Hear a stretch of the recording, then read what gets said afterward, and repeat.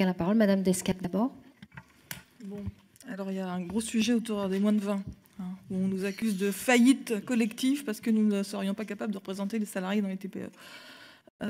C'est pas bien connaître ce qui se passe dans les entreprises. Je suis désolée de vous le dire, même si on peut toujours citer un exemple ici ou là, dans une entreprise de 2 ou 3 où ça se passe bien sûr.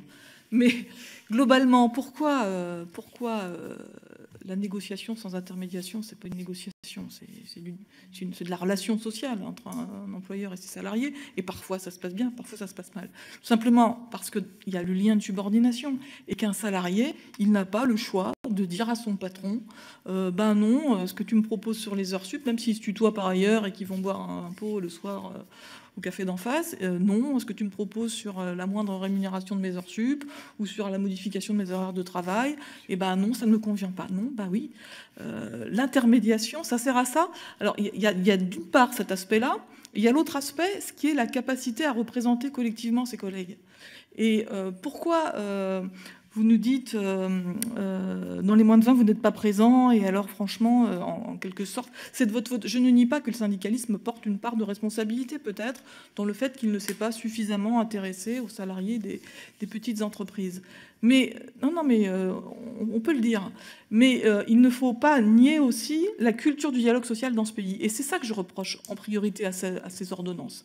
C'est qu'elles auraient pu faire le choix, le gouvernement aurait pu faire le choix d'envoyer un message différent à tout le monde, aux organisations syndicales, en leur disant « Ok, retroussez-vous les manches et allez-y, les copains, dans les petites boîtes », mais aussi aux employeurs, de leur dire « Mais le dialogue social, mais une organisation syndicale, ce n'est pas le diable. Une organisation syndicale, ce n'est rien d'autre qu'un salarié de l'entreprise, pas un salarié venu pas un extraterrestre, un salarié de votre entreprise qui choisit de s'organiser collectivement parce que ça participe à l'émancipation des salariés de l'entreprise eux-mêmes. » C'était ça d'ailleurs l'essence même de la création de la section syndicale en 68. C'était ça, c'était de se dire les salariés sont, comme vous l'avez dit certains d'entre vous, mûrs, intelligents, matures, ils peuvent par le débat et la délibération collective décider entre eux et ensuite dans la négociation avec l'employeur de ce qui leur paraît être la meilleure voie collectivement.